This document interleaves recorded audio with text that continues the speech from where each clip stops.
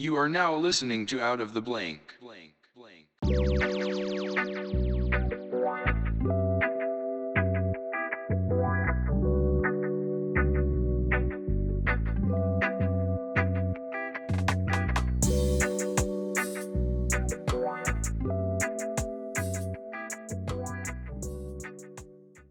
Whoa, welcome to another episode of Out of the Blank podcast. I'm here with Matt Fulmer. What's going on, Rob? Matt, tell me a little bit about yourself. You can say what you do professionally or whatever you want to talk about. Yeah, sure. Professionally, I work for an insurance company in internal sales, and I've been working for the insurance company for about 8 years now. But the reason why I'm here on your show, I guess, is I have a food page, a food blog on Instagram, and that's how you found me. So you take pictures of just food in general, like anything? So I have a rule. For anything I post, it's food that I personally have eaten, and in some cases that I've personally prepared myself. Okay. So what is a typical like meal, would you say? Like what's a good meal? I would have to say I'd probably lean on some of my favorites for that. So a good meal to me is a nice juicy burger. That's probably my favorite. I know you're not a big red meat guy, but Yeah. And I mostly am. because I won't shit for a week and a half. But It's a dude, good reason. I'm not gonna lie though, man. The food topics in general, like they're really, really getting popular only because like it's just, I mean, mouth pleasure, first of all. Like we're starting to develop a little bit of a social and emotional addiction to food. But I mean, throughout like history, it's a nostalgia effect. That's what it used to be. Like cereal back in the day. Whenever I walk down the cereal aisle, it's like, fuck, I'm getting hit with a wave of nostalgia. Like I'm 6 years old and the world hasn't hit me yet. And there's a toy in my box of cereal I'm about to open up. Like it was always an effect. It was always a feeling. You remember your family dinners. You remember all these good times. I think that's why it's getting so popular, is because it's bringing a lot of people back to those moments. Absolutely. I mean, you come across either something you had in your childhood, or I know surfing the web, I see recipes all the time for things I had as a kid. Stumbled upon a recipe for Dunkaroo dip. I don't know if you've ever had Dunkaroos, but it was the most amazing. They're bringing them back? Trust me, I'm as excited as anybody else about that. It's amazing. It was one of my favorite snacks as a kid. I'm telling you though, but like, what was your childhood, like your go-to meal, like your go-to thing? Mine, I've already probably said multiple times so people know, it's two pieces of bread, cheese on top of each piece, then pepperoni put in the microwave for 15 seconds. I've never done that. I have to say that that's interesting. That sounds like it would be pretty awesome and super simple. For me, I think there were two things. When I was really young, you're not going to like this one. When I was really young, I would take a piece of bread and I would put ketchup and mustard on the bread and just eat that. That's not too bad. I like ketchup. When it comes to eggs, you Okay. sick sons of bitches. I don't know. So many people send me DMs now of freaking ketchup on the eggs. I get it. Look, my dad did it so much. I mean, I remember making breakfast or something. He would make me French toast before I got sick of cinnamon. And then he would just sit down with a giant thing of scrambled eggs and take the thing of ketchup. Most people shake it and do like a squirt on the side. He took it, held it up with both arms like he's about to hammer fist something, and then just start squeezing the whole bottle down on top of it. And I'm looking at him like, why? I'm like, it looks like soup, man.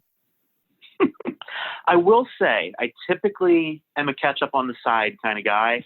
I have found myself, if you look through my feed, especially with those photos of eggs, when I use ketchup, I will kind of drizzle it kind of back and forth on top just because it looks, like aesthetically pleasing and it's good for the picture, but it's not typically, if I were just making something to eat, I'd be dipping the ketchup. I wouldn't cover it in ketchup. Okay, so do you do a lot of it depending on like the picture? Like, do you try and dress it up real nice? Like when you get something, do you ever go out of your way to kind of order something off the menu, or is it just stuff that you specifically like? Like, I know, sushi is obviously very, very appetizing for people to look at in a picture. There are some meals that like soups, different types of breads and stuff is very, very popular when it comes to the picture. Do you ever go that far into it, or you just get what you like?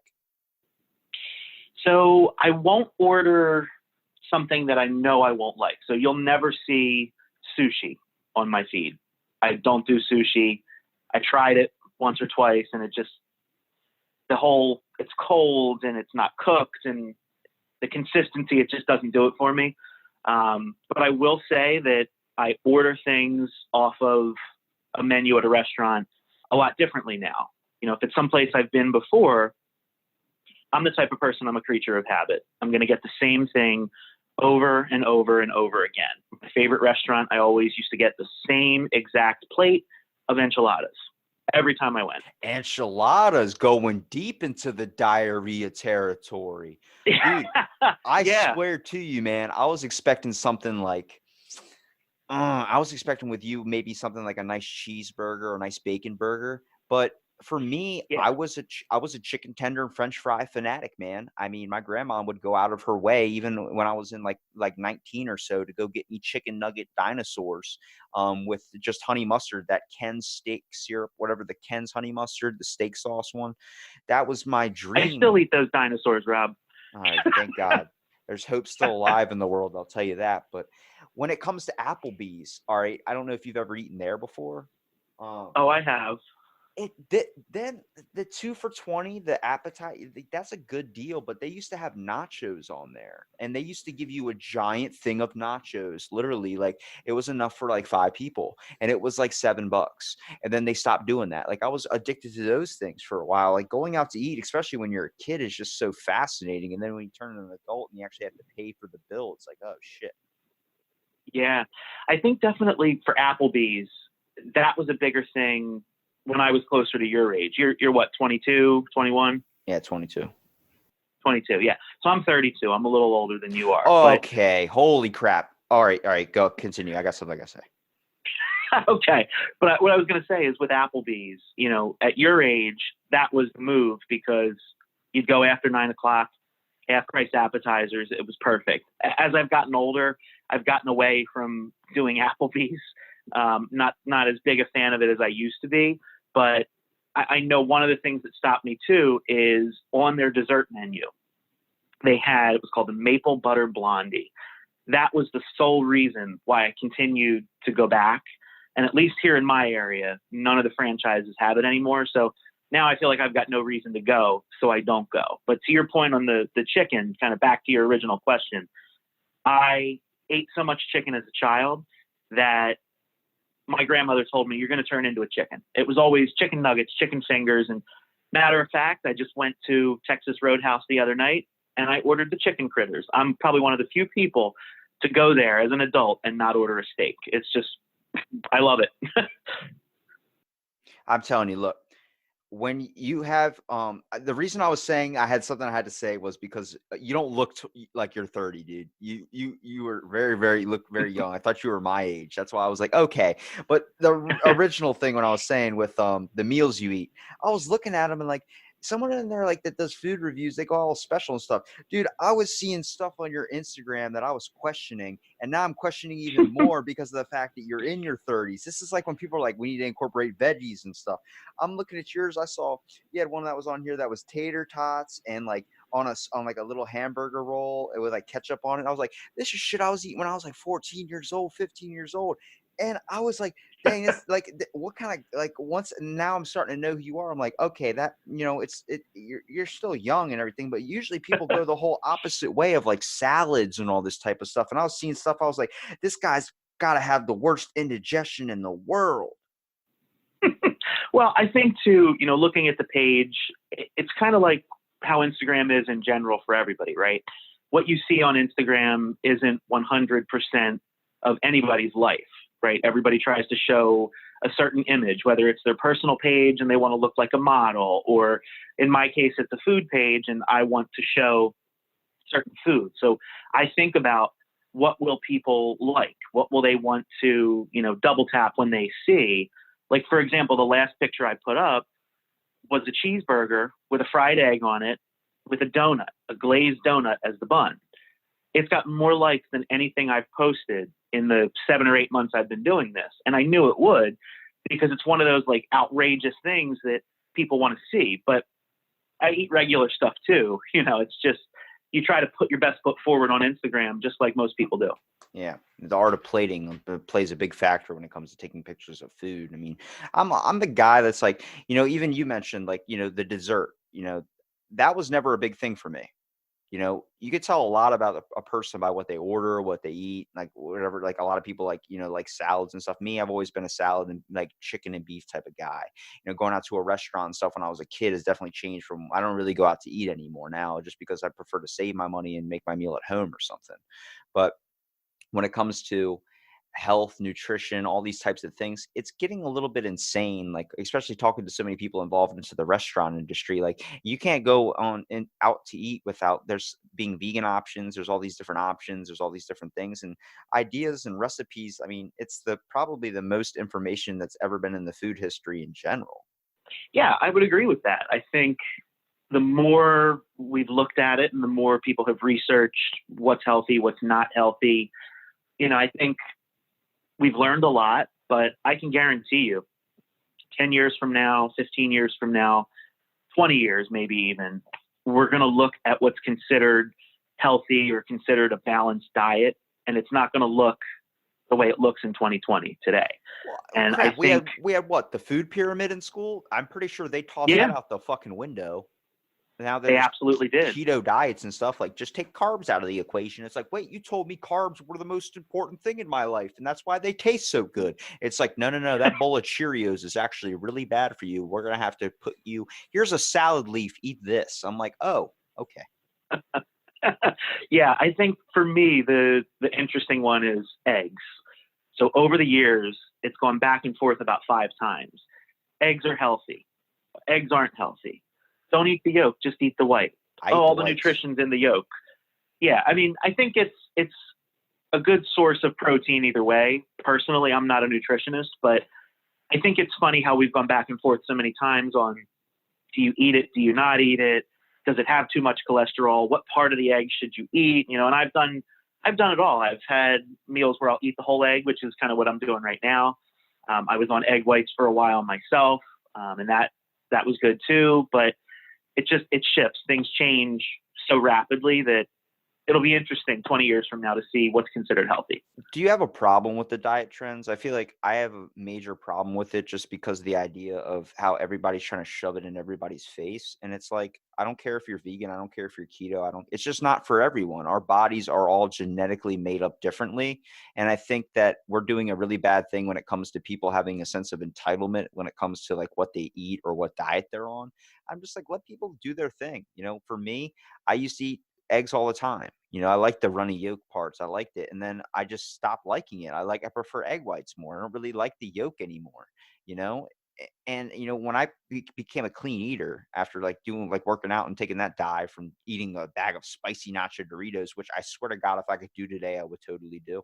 But they make me sick to my stomach now because like your body, what you eat is your fuel, but it also goes into like how you act. Like I know after I haven't had pasta in forever, but I could definitely kill like some nice potatoes. I can kill some nice pasta noodles, a nice lasagna. I could definitely tear it up because I have cravings for it, but it just doesn't react to me properly. It's like when you start feeding your body like a strict thing of certain things, it just stops acting differently. And it's like I have a slice of pizza every now and again. That's good, but dairy messes with my stomach. Next thing you know, I'm shitting up or farting up a storm. It's like, things change. People adapt different traits or abilities and stuff to what they eat. And it's crazy to see how you can watch yourself evolve too, from what you've ordered when you were a kid to what you order now.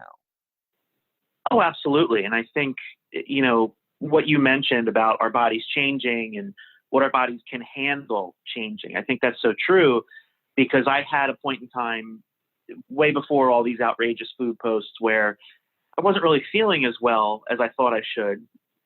And I was trying to pinpoint what it might be. And I came to the conclusion, kind of on my own with my own research. There was no medical professional or nutritionist involved, but I thought maybe I'm having too much dairy. Maybe it's, milk, it's whatever. So for a while, I switched to almond milk. And I actually did enjoy it. I just recently, maybe 3 or 4 months ago, switched back to regular milk. But I use it so infrequently now that I don't think, it really has an impact on me, because I'll buy a quart of milk and I don't drink it all. It goes bad. And I've only recently been using it, because of this page. One of the things I decided to do was, if I see any new or different cereal, I'm going to pick it up and I'll do a review on it. Still no Honey Smacks, though. I don't know why.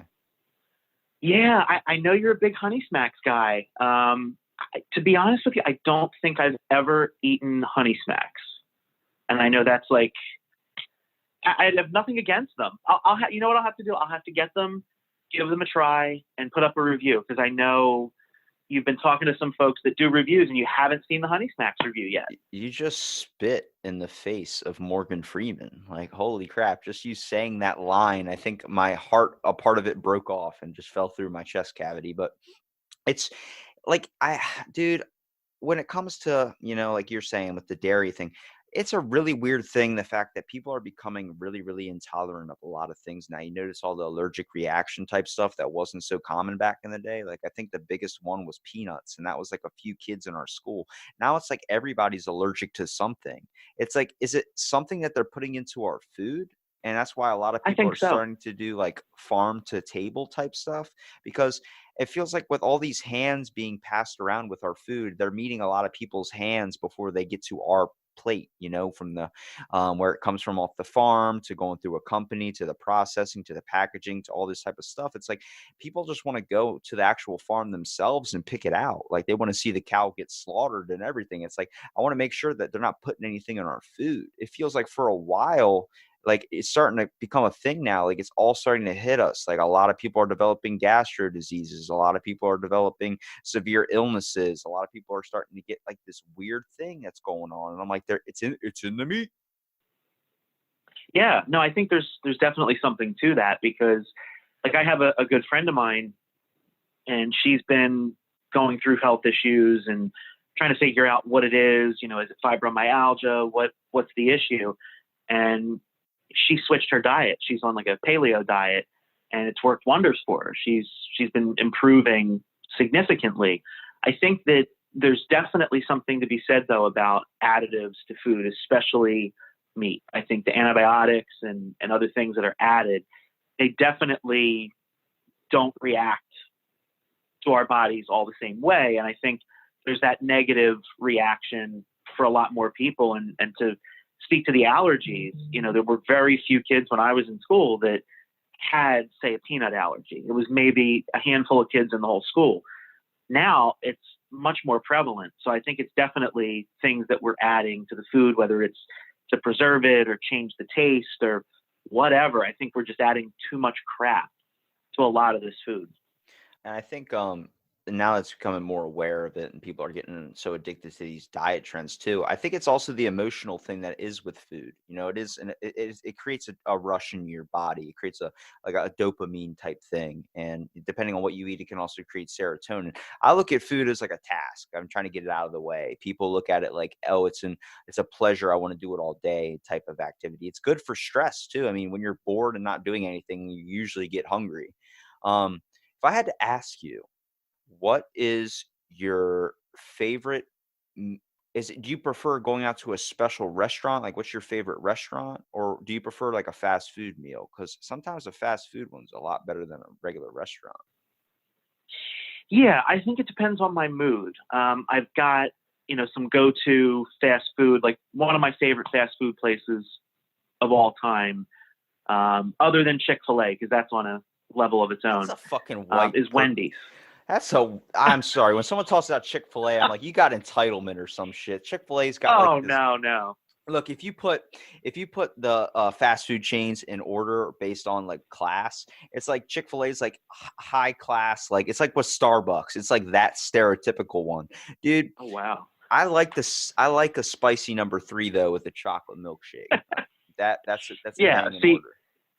see, that's the thing. You can't argue with it. I know that a lot of people have opinions on Chick-fil-A for various reasons, but for me, it's all about the food. And, some people choose to go there. Some people choose not to go there. But I think to me, that's one of the best.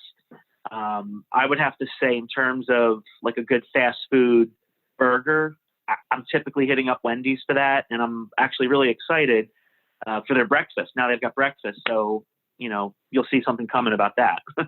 Wendy's freaking burned down where I live. I think I've only been there twice ever since Oh I my was a God. kid. Well, it's the same thing. Like when people talk about what's their favorite fast food, it's like what was closer in your area or what was most available to you. When I was a Hmm. kid, when I was very little, like under the age of 5, I was going up back and forth from Maryland to Florida over and over again. So we would always stop at McDonald's. Like Neopets were a huge thing.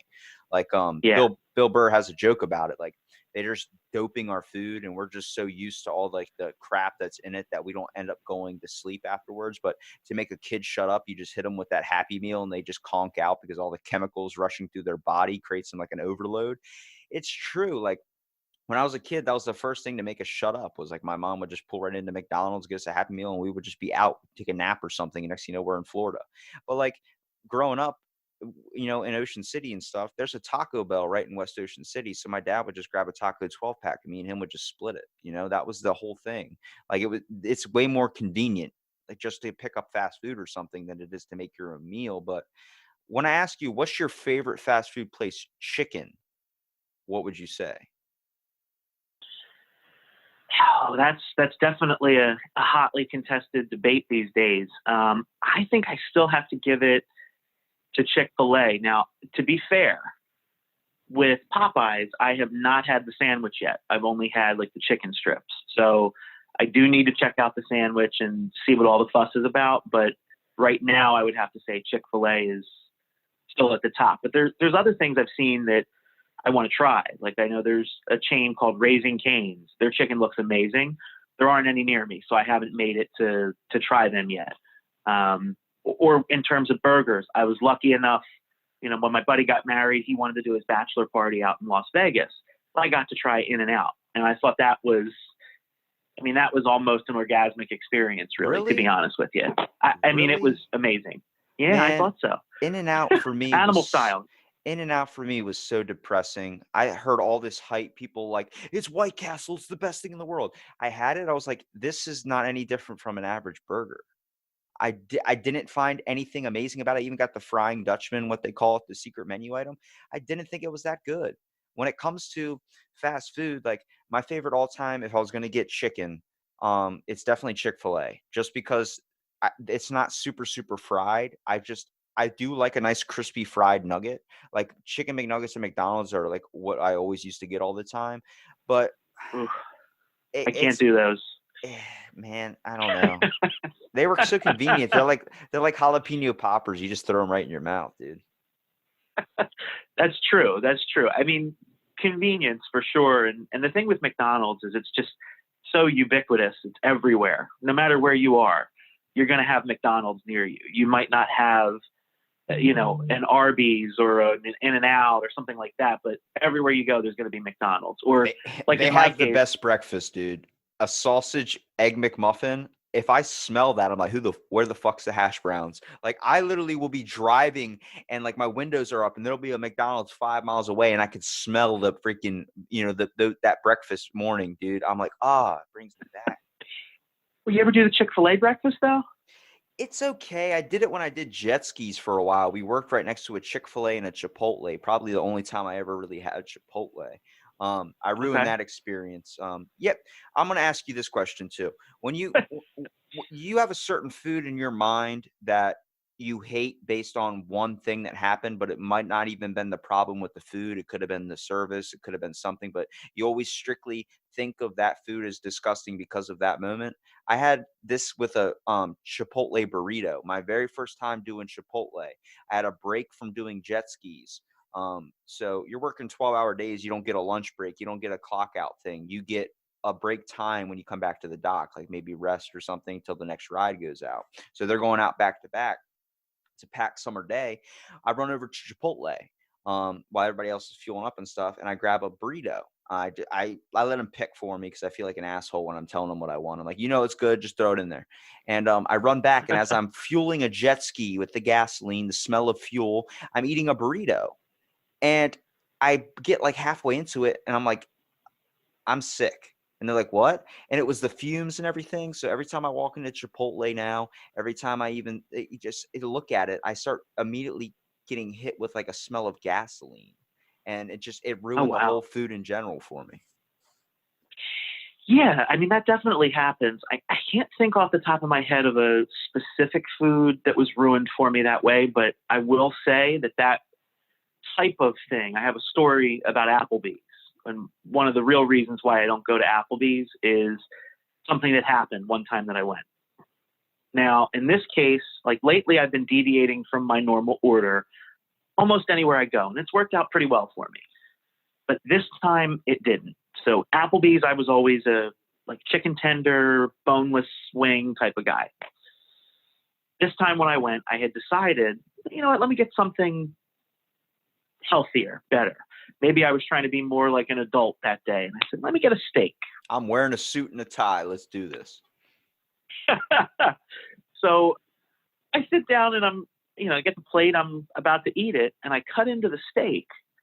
There was a sticker on the plate under the steak, like one of those, you might find it on a piece of produce at a produce market. It'll have the code on it, or you know what I mean? The little stickers from the sticker gun. Yeah. I was so disgusted. I just said, you know what? I can't eat this. And I told them what happened, and they said, do you want us to get you something else? And I just said, I'm sorry, I lost my appetite. And at this point now, and one of my other friends agrees with me. They didn't have an experience like that. But if we're all, doing something and somebody says, oh, why don't we go to Applebee's? The two of us just start shaking our head. No, we're good. We're good. Applebee's, my grandma went there so much, like it was always a thing. Like we go up there on weekends and stuff after school, like for a few years when I was in like middle school and elementary school, and it was like every weekend we were going up there and stuff, and we spent summers up there too. It was like every time we were up there, as soon as the first night we're going out to eat, it was always that, and we were tossing out ideas, TGI Fridays, Outback, Applebee's, but we'd always go to Applebee's, and there's a waiter there that was a bartender. His name's John. We'd always get his booth, and we did that for years. So he knew exactly what we wanted. As soon as we sat down, he already had the orders in. He had everything, the beer, everything for my grandma, Mountain Dew for me, all this type of stuff. He just knew us, and we just stuck with it because it was different. We didn't want anything different. We just preferred the same thing. Nobody wanted to experiment with the menu. We liked what we like. I think it was because we cared more about the atmosphere of it too. Going out and having a meal with friends, you probably experience even going to a bar or something. It's sitting down and communicating with them is like one of the best things about it, that atmosphere. And it's not just the food. I'll go to a crappy restaurant, but just to have that experience with someone, because we can just joke about it. We can have fun. Like, you don't go to a Denny's and love yourself. You go to a Denny's at like 2:00 in the morning because you hate yourself and you want food, but you sit there and have fun because there's probably some dude standing up on a table screaming with a bottle, cracking it over his head and trying to threaten a bunch of people, because that's what happens at Denny's at 2:00 in the morning. Yeah, no, I think that being with people you love, friends, family, I think that's the most important part. And that's why I don't I don't go into a sit down restaurant by myself and order food and sit there and take pictures of it. I go with other people. I think, and what you're talking about with that Applebee's experience, I think even if the food's, just okay or pretty good, the fact that not only are you with people you care about, but when you get the service that John provided you guys, that's what keeps people going back. Like, I know if I go someplace and the food's amazing and the staff is just like, we don't care about you, and they don't focus on making sure you have what you need, I'm not going to go back. Even though the food was amazing, if the service is poor, it kind of ruins it. So what John was doing was smart. And he was probably one of the big reasons, other than the fact that you liked Applebee's, that you guys went back. Yeah, we stopped going when he left there. I mean, I liked him because he looked like the guy from Pawn Stars. He was bald, so I think that's why I trusted him a lot too. Bald people, in my eyes, have more power than all the rest. Why is that? I don't know, the shininess. I'm like, if you can rock that and you can polish that thing off in the morning, then you have my respect for life. Okay, I guess confidence to do that. Okay, I don't know. interesting. I got issues. Stop trying to judge me. We're talking I'm about not judging you at food all. here, damn it. I just want to understand you better, Rob. I'm not judging you at all. See, the fast food stuff. All right. What about French fries? Where's your favorite place to get like a fast food French fry? Because for me, I don't know if you experience Royal Farms. I have. I haven't had fries there, but the fried chicken I've had. Their fried chicken is They're shit, famous dude. for that. I hate them. They're famous for it, though. They're not in my eyes, because the one in West Ocean City down here, I went there and got a fried whatever 6-piece chicken tender fry meal, and the woman's like, "We're out of chicken." I'm like, "It's 1 p.m." She's like, "Yeah, we're out of it, and I don't feel like putting any more on." I said, "You're gonna have to put more on later. Your world's famous chicken." She's like, "I can make you the French fries." I'm like, "Then I'm only paying for the French fries." So she just loaded me up with those giant thick potato wedges. That's my favorite fry. The giant ones that are like 1/4 of a potato, those are my favorite. I don't like the small little thin ones. Okay. Yeah, I think I definitely go towards the larger ones. They have to be cooked right, though. If they're really like mealy and like kind of almost raw in the middle, it just ruins it. They've got to be properly cooked. But I agree. I do like a potato wedge. I think I would probably lean towards either the Chick-fil-A waffle fry or a curly fry. I don't know if you've ever had Arby's. Their curly fries are amazing. Arby's, we have the meats. Yes, that's Yeah. probably my all-time. If I was gonna choose a restaurant now to go to as fast food, I would definitely either go to Chick-fil-A or Arby's. Um, but then I'm conflicted again because it comes into my mind. My one craving I get a lot is a nice Popeyes biscuit. There is Oh, yeah. something about that crispness of that biscuit. I've been to Popeyes probably once in my life to eat, and it was when they first opened up down here.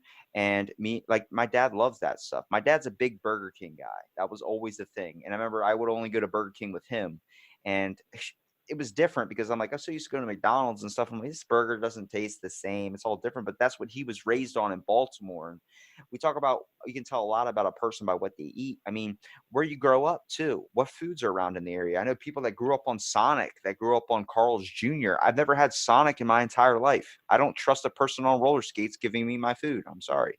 Well, you you're not missing much, number one. Number two, they're not on roller skates at most places. I've never been to a Sonic where they were on roller skates.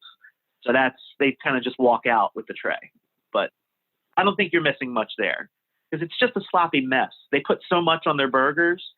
It's all over the place and you need a million napkins. So I'm not a huge fan. Well, you're in Philly, aren't you? Right outside Philly. Yep. Yeah. So you know about Wawa. Oh, yes. Do I ever? Hoagie Fest, bro. Like, this is a thing we can connect over because we're used to it here. But there's people I've talked to in California and Nevada. They're like, "What's Wawa?" I'm like, "What? You don't know what Wawa is?" I passed like 4 of them on my way to work in the morning. Like, are you kidding me? Like the steak subs. Like, I would always get if I was gonna create, like, Subway's obviously really really popular, but man, Ugh, I hate can't trying to. compare. Yeah, you can't explain Wawa and the difference with it. It's just better. I think it's because of the bread.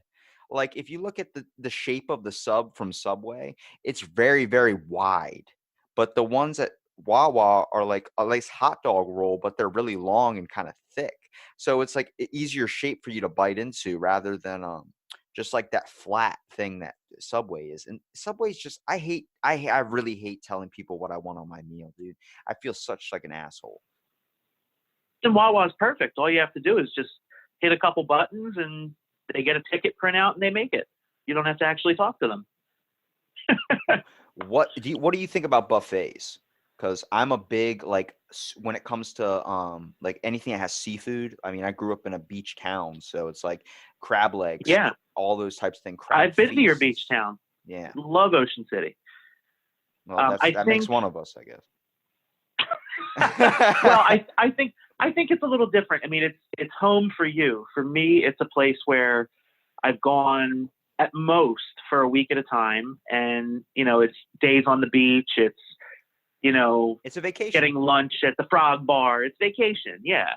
So it's just different. I think, honestly, in terms of, just trying to think, as far as Ocean City is concerned, like, you know what? I lost my train of thought. What was your original question, It was the Rob? buffet, man. Do you like Oh, what the are your buffet. Yeah. what are your opinions on them? Like, cause me, like Alaskan king crab legs, all those amazing things, and then if I really go to a nice panda buffet, which they closed the one down here because of FDA health regulations, and that was like Oh, 6 wow. years ago. Honestly, I didn't give a shit if you're getting sushi from a buffet, you're gonna get diarrhea, so you already know what you're investing into.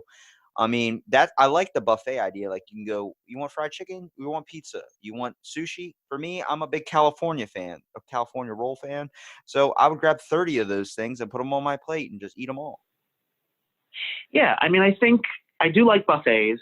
I lean towards cooked food. Obviously, I'm not big on. Well, I don't like sushi at all. In terms of seafood, I like certain things. I'm not big into working for it, I'll be honest. So crab legs have never been a thing for me. I love crab meat. I'm not into working for it. But I used to love, we would go down to Ocean City. We would always go to Phillips. And I feel like over the years, it's not quite as good as it used to be. I don't know what you think about Phillips, but it used to be great. Yeah, I mean, I went to Phillips once, but it's the same thing with restaurants. Like a lot of times, like they only like, especially for winter employees too. Like during winter time, like for people that live here, a lot of places like that, they don't try and keep up the amazing, I guess, experience. They just die down. That's why like when you go to a place like in the country or something, or a local restaurant or something, they keep the same thing. Like I've had some really good burgers from places that are like really not heard of. Like Station 7 was this place that was open. It was made out of an old firehouse, dude. They had a nice bacon burger, probably the best one I've ever had. Even talking to you now, I'm salivating. My stomach's gurgling like, holy crap. Like, remember that bacon burger? It was the fact, like, you compliment it so well. Like, I like a nice crispy bun. I don't know about you, but like a soggy bun to me is really, really like it turns me off on anything. You want that crisp factor of the bread, and then adding stuff on top of it, getting some bacon. I mean, I hated curly fries, dude, but I ended up liking them later in life. I love sweet potato fries. I love how you can take all that stuff and incorporate it into one thing. Yeah, I think you really brought up a great point about the bun, though. I think if it's soggy, it really is a turnoff. And that's kind of the problem that I've had with McDonald's with the quarter pounder. Now that they use fresh beef, it's incredibly juicy, which is good, but it's so juicy and greasy. And if you don't literally pick that burger up out of the bag within like 5 minutes of getting it and eat it right away, half of the bun is wet and inedible.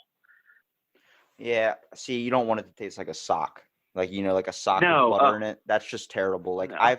My worst restaurant experiences, I remember one that really sticks out in my head. There's a place called Boomers in Berlin. It wasn't the food. It's a diner like type restaurant, like the old classic ones. It was the waitress. She wore so much makeup, it was like a mask where you could peel it off her face. And I was a kid and that scared the living shit out of me to the point every time I passed that restaurant, I refused to go in there because of that one experience. So I take it you don't like clowns. I'm not a fan. Not funny to me. Yeah, me either. I don't. I mean, I know people who are like deathly afraid of them. I wouldn't say that I'm afraid of them. I don't see the value in having a character in a show or a movie or whatever, having a clown do something. I will say this though, the Joker is an exception. I don't have an issue with all the face paint there. That's an exception. But generally, I don't really see a whole lot of value in clowns. Why the Suburban Foodie? Like Phil, like why that? Why that Instagram name? Like you're claiming yourself as that, but what's Yeah. Suburban? Like what do you mean by that though? Like are we that immediately in my mind I think of country. Well, so it's kind of in the middle, right? So you've got the city, you've got country, and then suburbia is kind of in the middle to me, right? So Pennsylvania is a very interesting state because you've got Philadelphia, you've got Pittsburgh, you've got some suburbs surrounding them in different areas, and then some people joke and say, kind of in the middle of the state, it's Pennsylvania, right? It's like real country. But I think for me, the reasoning behind it, I could get to Philadelphia in 45 minutes to an hour tops, almost anywhere in the city, any restaurant, and Lord knows there's tons of great places in the city. I'm really not a huge fan of going into the city. I like to stay out in the suburbs, whether it's where I live or an hour from where I live, that doesn't matter to me, but I like being able to go somewhere and easily park and, just walk in, not having to think, oh, should I take a train instead? Is that going to be easier? I'm not a big fan. I'll go into the city if my friends want to do it, which once in a while it happens, but I'm not a big fan. And then, of course, the foodie part, because I'm in the Philadelphia area, that's where the PH comes from. Yeah. I'm not a big fan of crowded restaurants. I guess you're probably not the same. I really hate when a lot of people are in there. I like having a small place, not just so, the waiter only has me or something. Like, that's kind of uncomfortable. I want there to be some people in there, obviously. But when it comes to just like a super packed place, like the people that wait hours for a table, I don't do that. I'm like, let's go to a different one. Let's go somewhere else. I don't have time to wait. I'm going to have an experience, and I want to not be rushed to get up so someone can take my seat. Yeah. Yeah, I would agree with that. I think there are a few situations where there could be exceptions to that if it's a specific place. Like, I know when I went up to Boston, I've been to Boston a couple times on just like weekend vacations. And the first time I went, my friends and I went to this restaurant called Q, and it was a Chinese restaurant, but they had what was called the Mongolian hot pot. Have you ever seen that before? No, but it literally, when you said that, I pictured a diaper in a bowl for some reason. I don't know why. It was far better than that. So what they do, they have a burner in the middle of the table, and they come out with a pot of broth, and they turn the burner on, heat up the broth, and they literally give you, depending on what you want to order, a tray full of things that you can put into the broth and cook. Paper thin pieces of chicken, beef, and then they roll it up, and you can kind of take it, you dip it in for a few seconds because it's so thin, and it cooks it, and then you can eat it. So I just thought that not only was it a cool experience, but I thought the food was very good. Everything that we ordered, with the hot pot and everything else, it was just amazing. So I wanted to go back the second time we were up there because it was the same group of friends I was with. And a few people were like, well, I don't want to wait that long, because they said it might be 45 minutes, I think, to get a table. So we ended up going across the street to another restaurant, which the food was okay, but the real problem is the service wasn't as good. It was almost like we were inconveniencing them by the fact that we were there. That all plays a which was really factor into strange. your food review too. Like, you can sit there and judge the food, but if you're having a really shitty experience and your service is really bad, when that food finally gets to you, people say the anticipation, not when it comes to a restaurant, when it comes to service. The longer you wait for your food, but by the time it gets there, you're already just pissed off and at the whole experience in general, that when you're eating the food, you can't truly enjoy it. Convenient type experiences, some good ones that stick out in my mind are like when I went to go see an Orioles game with my grandparents in Baltimore when I was like 18 or something. My dad, it was me and him. Like, we don't see that family down there in Baltimore very often, so it's a rare occasion. Me and him, we before the game started, the Orioles started, we went into this restaurant that was like somebody's house. Like, it was like one of those row homes, the small ones that are packed right up beside somebody else's home. And you're going up like this thin staircase. Everybody's drinking on the steps and stuff, and it's like 3 stories. And we go up to the top, and there's a bunch of tables, like a restaurant, but it's in a really small, like, you could tell it's in somebody's house. And we sat by the window, and I'm looking behind, and we're the waitress trying to get around with our appetizers and our drinks. It's taking forever to get to us, but it was such a fun experience. We had little peanuts on the table. It was amazing. It felt like we were dining for cheap. And I see those moments, and then I see the moments like Ruth Chris Steakhouse, all these amazing expensive places everyone talks about, paying $80 for a steak. I'm like, fuck that, man. I'd rather, be in a whatever cramped place or something, just with a meal that's, cheap, but have an amazing time because you could turn it into an amazing time. Absolutely. I think the smaller, hole in the wall mom and pop type places, typically they will have the better food. And in a lot of cases, they'll have the better service and experience because they know they don't have the brand name recognition. They don't have the marketing budget that Applebee's has to run commercials and things like that. So they've got to really, based on the experience, the service, and the quality of the food, they've really got to hook you and make you want to come back or make you tell your friends. And I think that's why that in a lot of cases can be the best type of dining experience. Not to say that, a chain experience can't be, because it can, but it's so hard to have consistency at every location that you might have a great experience at one location and you go to another and it's just awful. Okay. Now I have to ask you, does this make you want to travel a little bit out of the Philly area just to be able to try all the different types of food? Like Philly's known for the cheesesteaks, Yeah. Chicago's known for the pizza. All these places are known for so many things. Does this make you want to go out and try a little bit out of your comfort zone of the suburban Philly? Oh yeah, absolutely. I would definitely say that I'd like to do that. I enjoyed my time in Boston, and every time I go down to Ocean City, Maryland, same thing. Like one time, just randomly, we thought, oh, crab cake factory, let's check that out. Or, you go to Frogs, or I don't think they're still there, but we used to go to Adolfo's and get Italian food. I think it definitely makes me want to travel a little bit and look around at what's out there and try some things. Right now is probably not the best time to start doing that, so I'm just going to stick in my area for now. Look, with you don't want a everything bacon going on. burger with a side of coronavirus, all right?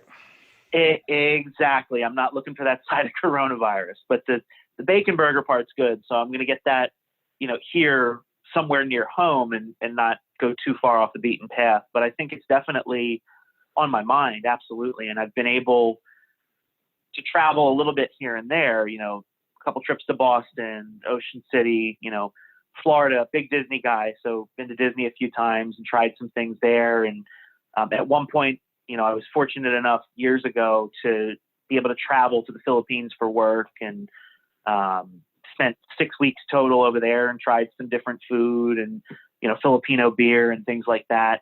I think I would probably stick domestic, and I'd like to hit some spots around the United States and check them out and do some reviews and get some pictures for the blog, etc. Okay.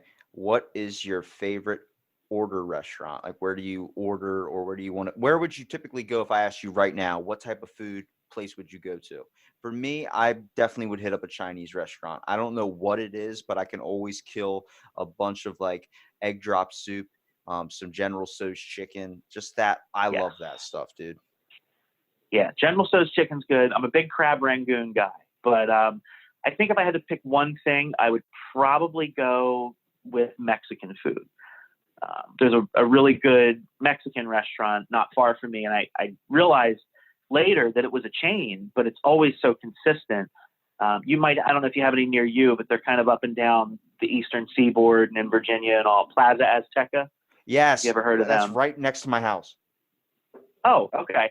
So at least the one near me, I don't know about yours, but it's fantastic. It's always great, and Their that's dessert where I always got menu those. is nuts, dude. Yeah, I used to go there on my churro cup.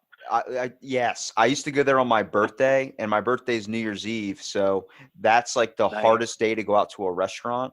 So we always would eat there earlier or something. But they pulled out this thing that was like an ice cream milkshake or like bowl, and the whole outside was a tortilla shell that you would just cut into. I was like, oh my word, this is Oh, the fried ice cream. Yeah, I'm not moving for the rest Oh, of the night after that.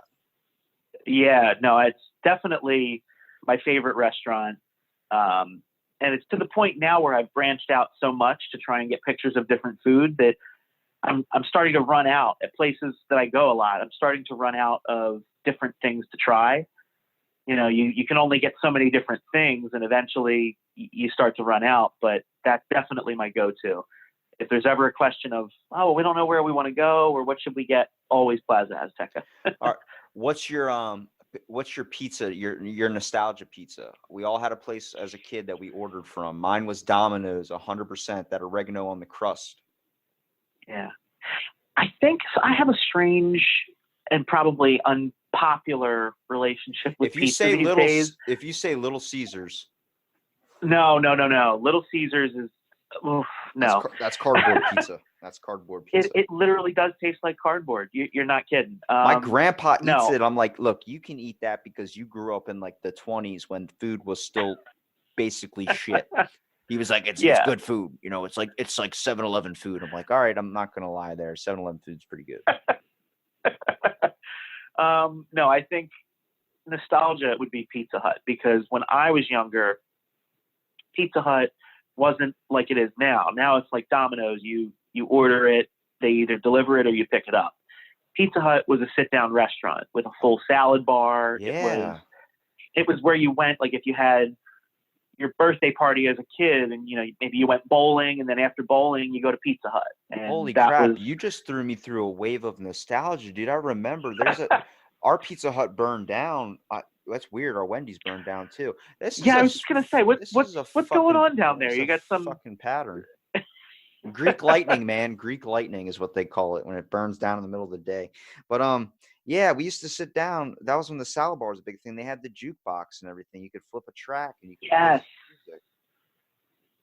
Yes. That was definitely my favorite. And I think the reason why I say now I have a weird or unpopular, strange relationship with pizza, I know, is kind of taken on a life of its own, and it's one of the most favorite things that people eat. But I'm kind of at a point where the red sauce doesn't do it for me like it used to. If I get pizza, I prefer to get like a buffalo chicken pizza, or, you know, up here, because I'm near Philly, cheesesteak pizza is a popular thing. So I'll get that, or, you know, a white pizza or something like that. The red sauce, I don't know. I just don't care for it as much. I can't eat much pizza, traditional pizza, like I used to. I'm always the big crust guy, but I could eat any really type of pizza. The only one I can't really eat is, I saw recently, or not recently, but like probably a few months back when I was working at a hotel, they had Nutella on a pizza with banana on top of it. It looked like shit. I was like, that just goes too far. That's a war crime. Yeah, whoever thought of that should be locked up. I look at ridiculous. People that eat that, and then below them is like ISIS. Like the people that eat that pizza are on my like list of people to lock up, because that's insane. But like, there's foods depending on what you get. Like I, went back from a concert, not exactly sober one time, but walking back from the concert or something, there was a place called Ratsey's, and I went in there, and that's in College Park in Maryland. And just sitting down in there and getting paying $12 for a slice of pizza.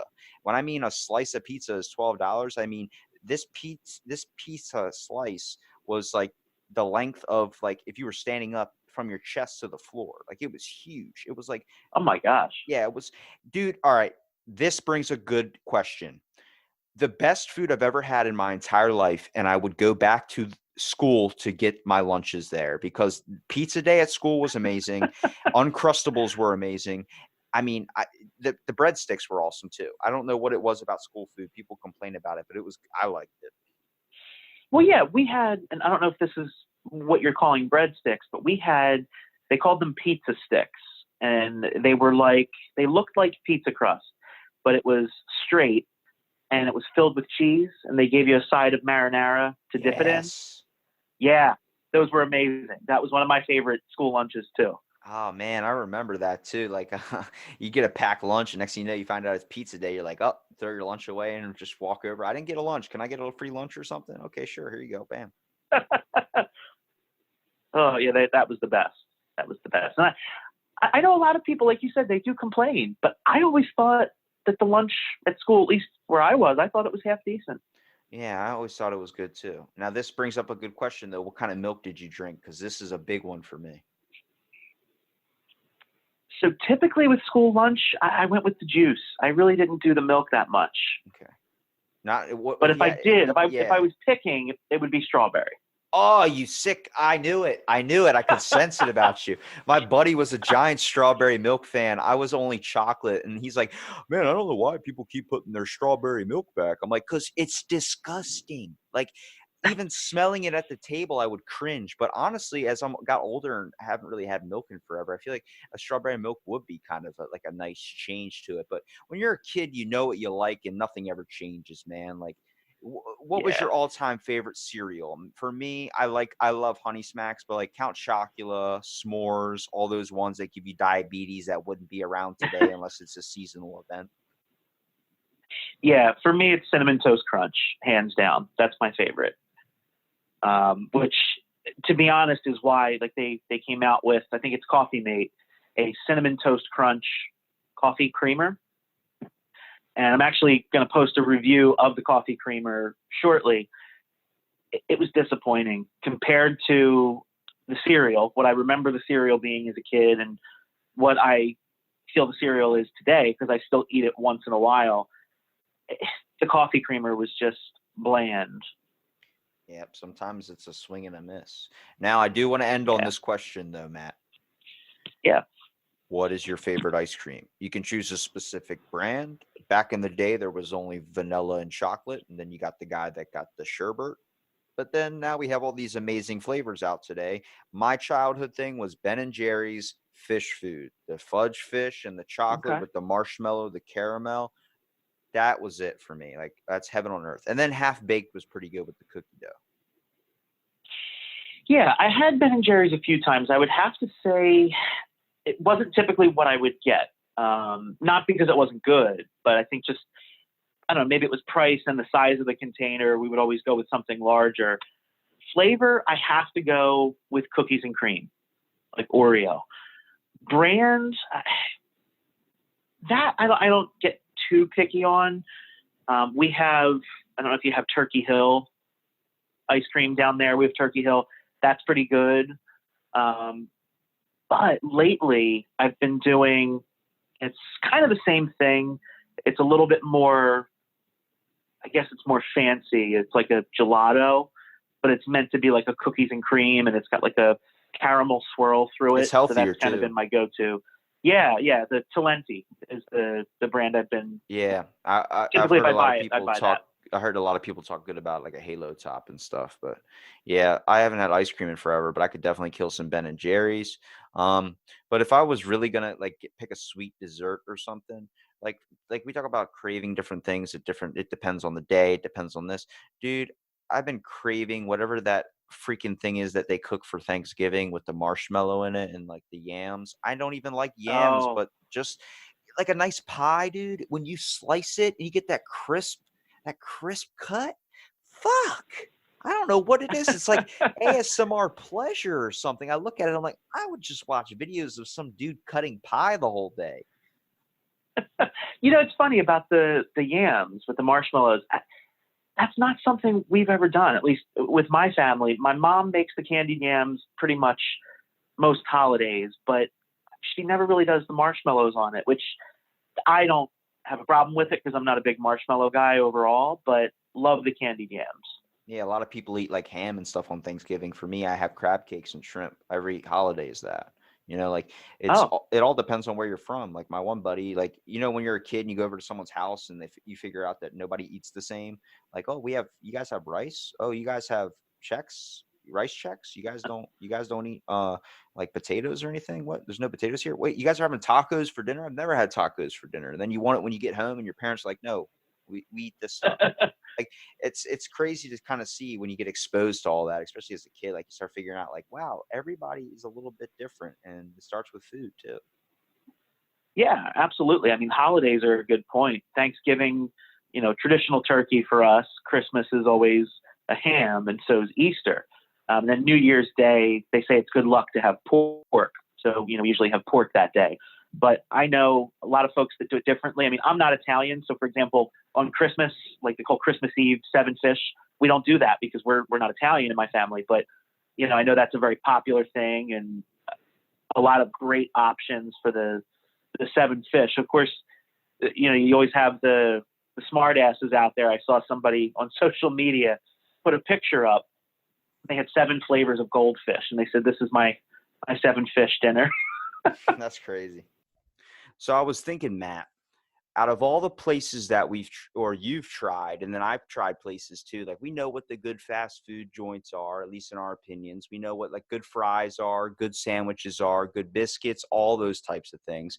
But I was thinking maybe me and you should develop an app. I mean, definitely an interesting idea. I have to say, hopefully you know about app development, because I sure don't. Well, I'm Not my like, wheelhouse. I mean, at one point I had I think there was an app idea for like trying to do a pregnancy test with your phone, but people kept pissing on their phones and their phone would stop working. I was like, it's the same thing with using a scale as your phone. Like, let me stand on this and see how much I weigh. Oh, it broke. But I was So thinking, I was thinking there's an Uber like a spot like just to call people up and get them to pick up certain spots. But imagine if there was a recommendation place, kind of like Yelp, that would recommend really quick, easy options in your area that would just pop up on your phone. Like today's menu, this, and then it shows like a special or something, or there's a good local, like I want seafood. Then you just type it in the filter seafood, and next thing you know, something pops up for you to grab. might be onto something there, Rob, I have to say. But no high class shit, like nothing like Ruth's Chris Steakhouse where it's like $80 for a steak. Boy, I think that's the second time you've mentioned them. You really really not a fan of Ruth Chris, huh? I've never been there, but you're on a golf course, so you're an asshole.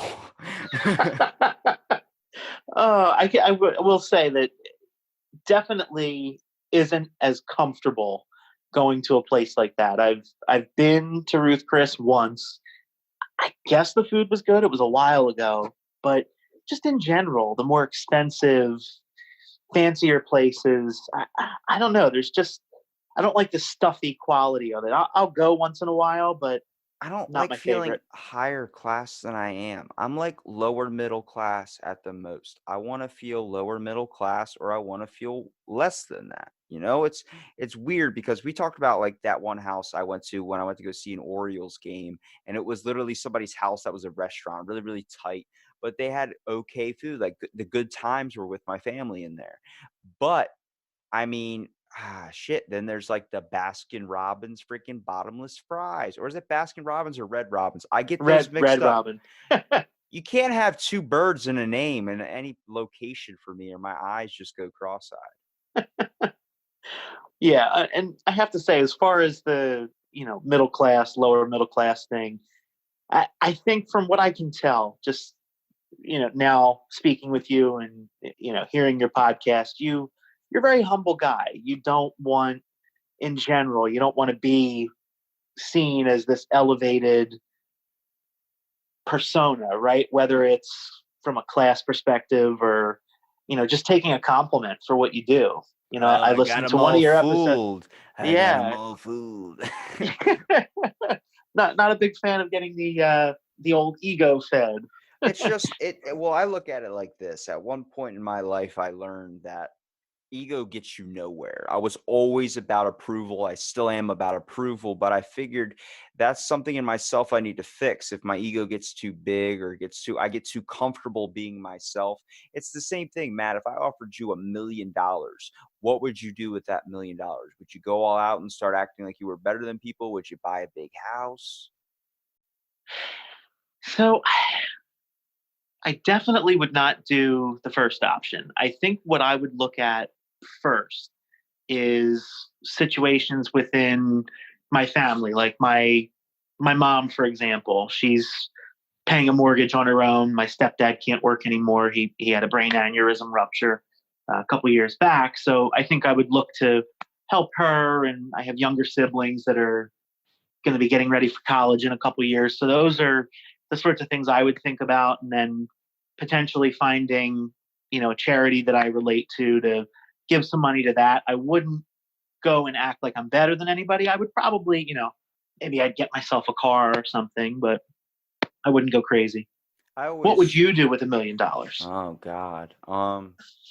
I'd probably spend a good portion of it either trying to create a cereal that I want or trying to meet the CEO of Honey Smacks. But honestly, if I was going to be legit with it, I would definitely, and it's going to seem a little selfish, but I never wanted a big house. It's never been comfortable for me. I've always just wanted a small house with a lot of nice things, but I would probably isolate myself from everybody, just put myself out in like a woods somewhere in a small little cabin with a podcast set up where I have a bed and a podcast room and definitely a hot tub out back. But most of the rest of the money, like it would just be, pennies, or I would invest it into a business or something that would be profitable for people.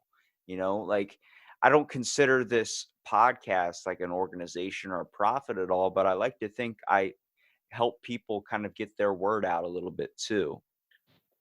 Yeah, absolutely. And honestly, you never know. You never know what it will turn into. The podcast could get bigger and bigger and bigger, and you never know. I didn't think I'd be sitting here talking to you today.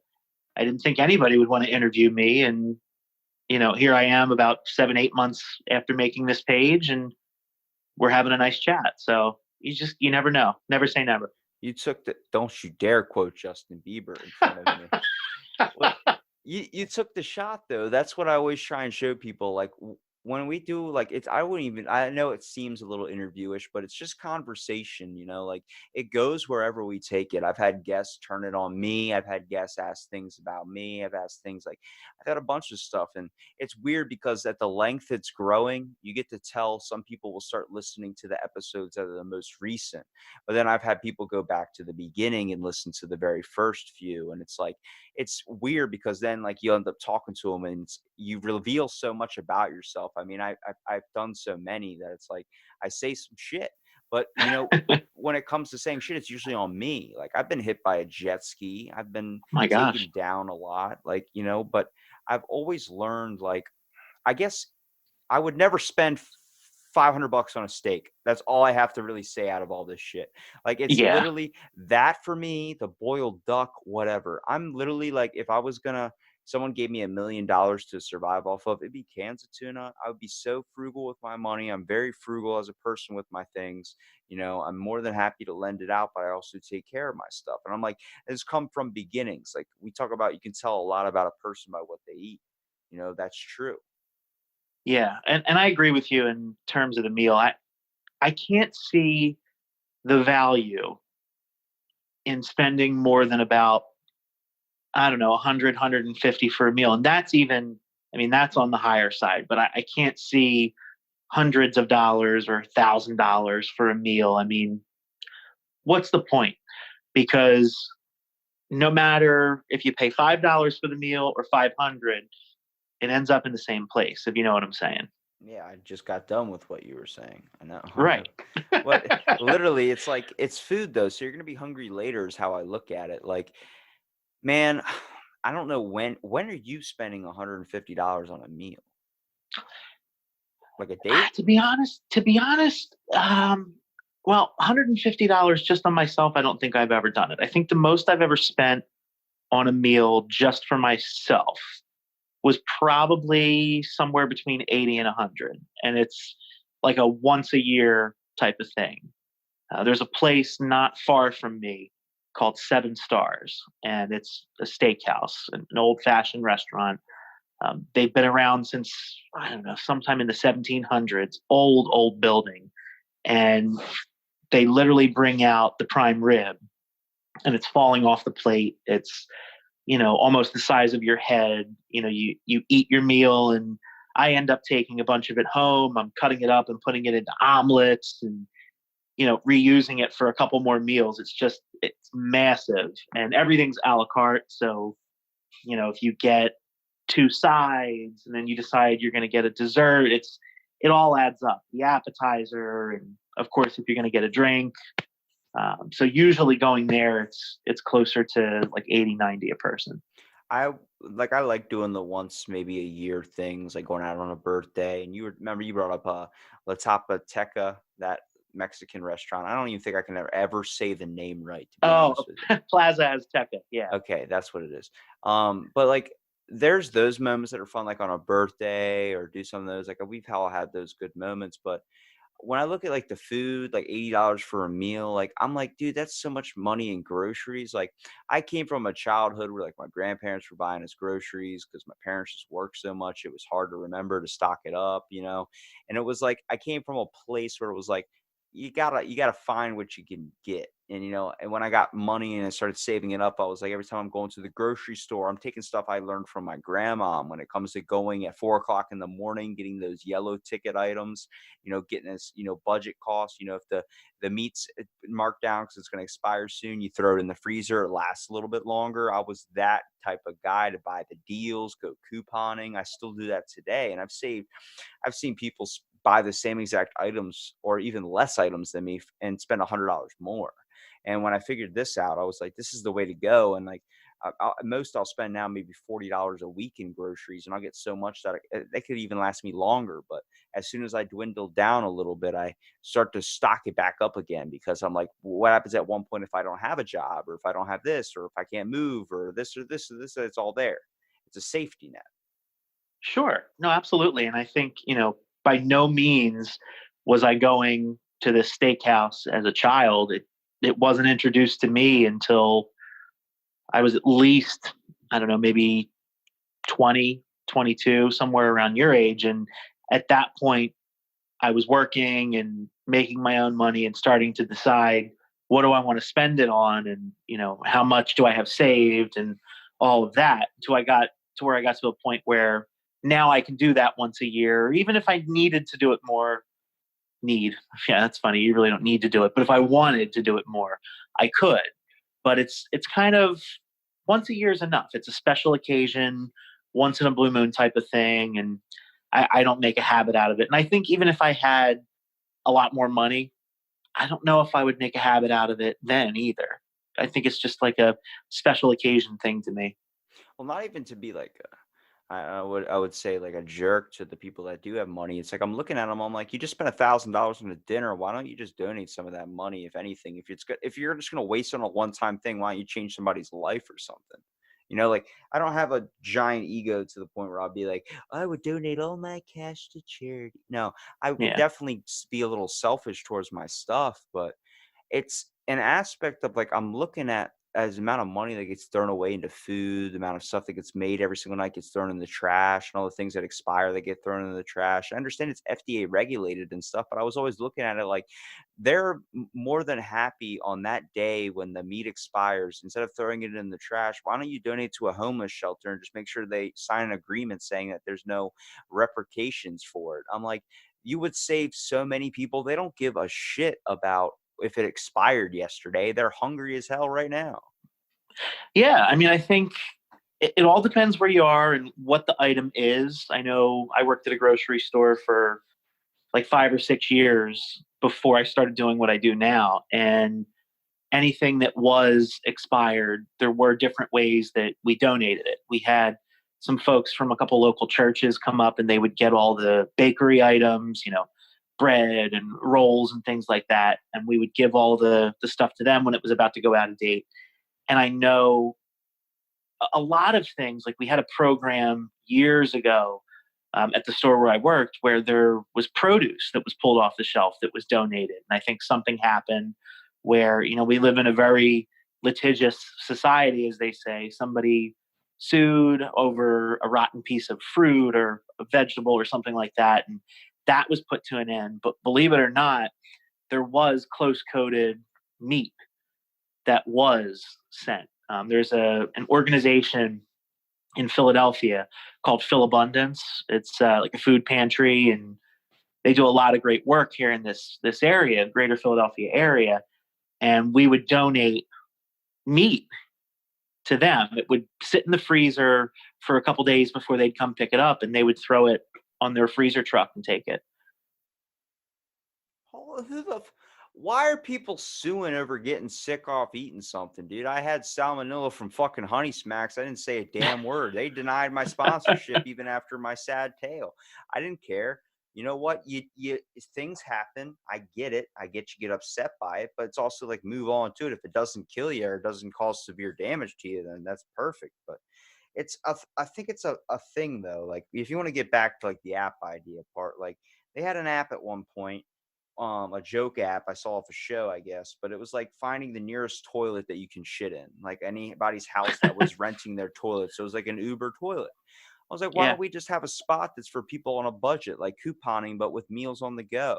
Like being able to find a certain code or something to use at a restaurant or an Outback delivery system now, because Outback fucking delivers. That's strange. But like, Yeah. there's so many different items in restaurants where people don't have the time or something to go do something. Why don't we get something that could be a takeout order or maybe a coupon code or a special delivery package or a cheap budget package, like these secret menu items that are so widely known and people love to get. Like at Chick-fil-A, you can get a fucking root beer float. Nobody ever talks about that. Well, you said something about Outback here that I kind of got stuck on. So Outback themselves, they deliver, or are they using, They DoorDash or Uber Eats? Wow. Yeah. I didn't know that either until my mom was like, I'm getting a steak from Outback. I was like, okay, well, have fun with your night. And she's like, what are you talking about? I'm not leaving the house. I'm like, what do you mean you're not leaving the house? They go, you can either pick it up or they deliver. And I was like, how the Huh. hell? Like, I thought Outback, the whole point was you're going to come in here, sit down, draw a fucking picture on these child menus we have, and then eat this amazing bread. And by the time your meal comes, you're full because you ate all the bread. Yeah, that's usually what happens, unless you're one of my friends. This one buddy of mine, not Outback, but we always go to Texas Roadhouse. I don't know if you've ever been, but they have these amazing little rolls, and they give you cinnamon butter. It's fantastic. Jesus, cinnamon butter and rolls. Yeah. Oh, yeah. They give you 4 rolls in a little basket when they take you to your table. We went one time, and he just decided he was going to eat as many rolls as possible. And I got to tell you, you mentioned some things about what you see on my page, what I've eaten, and oh my God, this guy's probably got indigestion. Well, it would be amazing if this guy didn't have indigestion. Let me tell you. All right, to clarify the page thing, I wasn't trying to be mean. I was just looking at it. I was like, damn, but like you got some, like, what's your favorite cereal? You've tried some cereals. It's definitely Cinnamon Toast Crunch, but Yeah, a man. favorite for what I've tried recently, because now if I see something different that I've never seen before, I buy it just to try it out. I would have to say, well, it's in the same family. They did a Cinnamon Toast Crunch that was like a holiday version. And they started turning them into an ice cream now too. But when I was looking at your page, I was just looking out and I was like, a lot of the meals seemed like they were like college dorm kid meals, like when you're on a budget, like ramen and stuff. But then when I saw like the tater tots on a sandwich, I was like, that's stuff I did when I was little. But like, Well, the even tater tots were next to the sandwich. They weren't on it. I thought I saw them on there. Those were chicken nuggets. Oh, I didn't have any chicken patties, so I made do with the nuggets. Yeah. Oh, that's not freaking poor. That's ingenious. It's resourceful. That is resourceful. It's like when you figure out that you can make ramen with your Keurig. Yeah, I've heard about that. To be honest, I've never been a big ramen guy. I've only ever had it a couple times. I could never get the flavor packet in there right. I ended up like messing up and it didn't taste like it, or I ended up not cooking the ramen all the way till it was like a brick. I just threw it in the microwave for 10 minutes, and when I came back, hopefully the bowl didn't break or something. It's an interesting approach. That's what I try and live my life by. Just give it time. So like anytime like I'm cooking taquitos or Hot Pockets, like just put it in there 10 minutes, walk away, do some other shit, come back, and hopefully the house isn't on fire. Taquitos, those have been a go-to over the years for me. Lays. Did you make them in the oven or you make them in the microwave? I've done both. The oven, I think, is better. The oven is better, but the microwave, it's like you put them in there 10 minutes and the ends are super hot. And then as you work your way into the middle, like the inside of the plate, they're just freaking cold, but you'll eat them anyway. No, my question though, do you just eat them as is, or you break out the salsa? Do you break out sour cream? What do you do? If I wasn't so damn lazy, I mean, I probably would, but I was always just eat them plain. I mean, you're talking to a kid that used a steak knife to spread his PB sandwich. Like, he just didn't understand the concept of just wash a knife off. I was like, the only ones in the drawers are steak knives, so I'm going to shred the shit out of my bread. That's okay. At least you didn't shred the shit out of your fingers like I did when I was in, I guess, middle school. I was so in a hurry that I took a bread knife and tried to cut a bagel with it. Bro. But Rob, the bagel was frozen. Oh God.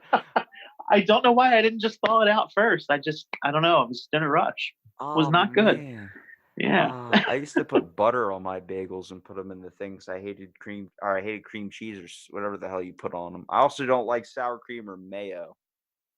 Oh man. So is it consistency Yes. or Yes. okay? It is 100% consistency. I don't like cum. Well, I guess by that standard, maybe I do because I do like mayonnaise and I sour cream. said that to my grandma. She looked at me like, "What'd you just say?" I was like, "It's the consistency of cum." See, I feel the same way about cottage cheese. I'm not a big cheese guy, to be honest with you. Even on Oh, like I am. a But cheese, cottage cheese is disgusting. but see, there's a difference. I like the cheese sticks were pretty good as a kid. Those little pull apart things. Oh, absolutely. But I only like them in the lightest color cheese, like that. I guess it's the American cheese, or no, the Swiss cheese, the white one. Okay. But when it gets to the yellow in a cheese stick form, I don't like the taste of it. Yeah. See, I'm a little less picky with actual cheese, but it's just the cottage cheese. Like people put it on top of fruit. And no, that ruins it. No thanks. No, I stay away from it because, like, when I go to the grocery store, I have some family members that are like, "Pick me up blue cheese." I did it once, dude. It like the smell of it, and it was like, I guess it was dehydrating. Like you could feel the condensation of it. Got on my fingers, and I couldn't wash it off all day, dude. I was getting sick. Blue cheese smells fucking terrible. Well, you know what it is. You know what the blue and blue cheese is, right? Mold. Yeah, People eat it. I'm one of them. I love blue cheese dressing. The bigger the chunks, the better. I think it's awesome. But I What know was some people are grossed out by it, like what yourself. what was it? What was your go-to budget meal? Like your one you had to like craft up on your own because you had like barely anything left in the house. Wow, that's a good question. Okay, you know what? I think they're like Keebler crackers. They're called Toasteds. Okay. I used to take the Toasteds, and this was contingent upon having cheese. I would take that like four cheese, like taco blend, the shredded cheese, and I would sprinkle a little bit on top of each cracker, and I would pop the plate in the microwave to melt the cheese. That's how you made nachos. They were cracker nachos, I guess. But you know what? At least back then, they were delicious. Dude, Open up a Dr. Pepper, perfect, yeah, all right. I pictured you as a Dr. Pepper guy. all the way. I was a Mountain Dew Code Red fan. I was Oh, me too. anything basically Mountain Dew was really good, but my budget meal was like a saltine cracker, a little bit of peanut butter, and a tiny bit of salt on top of it. More salt on top of a saltine. Yeah, no, I like to live dangerously, damn it. There was no thing called cholesterol back when you're a child. Oh, the peanut butter reminds me. So my grandfather used to sit there every morning with his coffee, and he would take a slice of white bread. He would butter it. Then he would put peanut butter on top of that, fold it, and dip it in his coffee and eat it. I mean, it sounds crazy, but I'd probably try it. It's probably really good. Yeah, it tasted pretty good. Yeah, see, that's what I'm saying. People need to explore a little bit more. Like I see Snapchat's late night eats. I'm like, let's just find a way. We should make the app Ghetto Meals and just make a bunch of like weird ass food combinations on there. Like unlock all the recipes of the world. Get everybody just to like a giant Reddit. But let's make it so people can't be posting weird ass pictures on there because they're savages. You know what this almost reminds me of, though, as you were talking about it with, locations and popping up, you want this, here it is. I don't know if it still exists, but did you know that there was an app that was made for California, I think specifically San Francisco, where it would show you on a map where there were turds in the street or on the sidewalk because there were so many across the city. that somebody came up with an app to alert you that you were getting close to a turd. Are you sure that wasn't San Francisco? Because they have a large homeless population there. Right, that's what I said. I think it was San Francisco. Oh my God. That's an awesome app, though. I would wish they had that with dog shit in my neighborhood so I wouldn't walk out of the house and step on one. There you go. I'm telling you, this world is strange that we're living in, but I'm glad there's people like me and you in it. Me too. Me too. Well, Matt, I really appreciate you coming out and doing the podcast again. I'm sorry I had to drag you through it. Hey, no problem. It's a pleasure. Well, I do have to ask you one thing. Yeah. Out of everything you've heard in any of my episodes, is there anything that you question? Like a certain story I said or something about me that you've kind of wanted to ask? I don't know if it's anything specific, but I think in terms of what I had mentioned earlier about, taking compliments and, what you're doing, I think what you're doing is important. And I have to say, I think you're quite good at this because, we didn't know each other. No, we didn't know each other until you had reached out to me and, we spoke to record this podcast, and it almost feels like we're old friends catching up. And that says a lot about you. And I know one of my favorite, actually my absolute favorite episode so far of all that I've listened to was the one with Artur, because he really took a dive into who's Rob, right? Oh, yeah. And I enjoyed that. And he would continue to compliment you, and you would, oh, no. So I guess my one main thing would be, more about that. What's behind that? Why are you so, your ego is almost like non-existent, or at least it seems that way, where you don't want to take credit. You're here. Everybody has a story, but then you told him, well, I don't really have a story that needs to be told. Like, that's what's interesting to me, is finding out more about that. I got abandonment issues. What can I say? I'm just kidding. It's well, I did get a lot of flack for that episode too. I had a few people out of a lot of people that reached out that was like, oh, it was interesting to get to learn about the guy behind the pod. And then I had a few people message and say, we don't really give, a shit about you or something. I figured it was going to come. It's happened before, but it's a point. That podcast was a little bit unique because going into it, I told him it wasn't about me, it was about him. So, but I also, what I tell you, just like I said in the beginning, and I tell all my guests, it's conversation. So if you have a topic you want to switch, bring it my way. I'll be more than happy to answer questions or do whatever.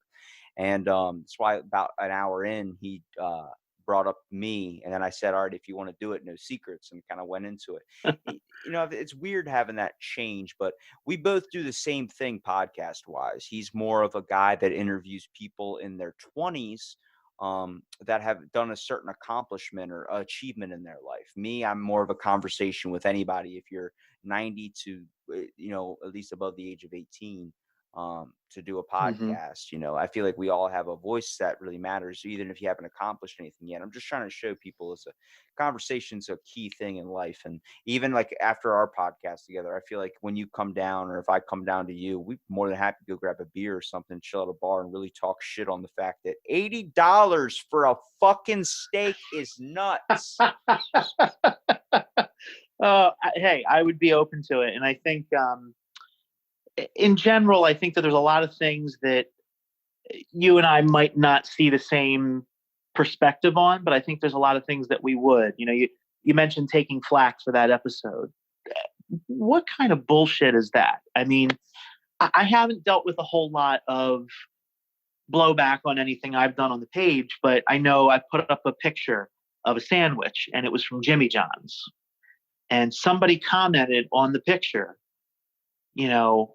are you sure you want to post this? Did you see Mark Hamill's most recent Instagram post? And apparently the owner of Jimmy John's is a big game hunter, and I think it was an elephant that he had killed. Yeah, that's pretty effed up, but what does that have to do with the fact that I got this sandwich and took a picture of? You know what I mean?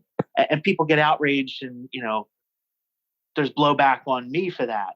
So I can understand how people would do that, but screw them. If they don't like it, turn it off. Yeah.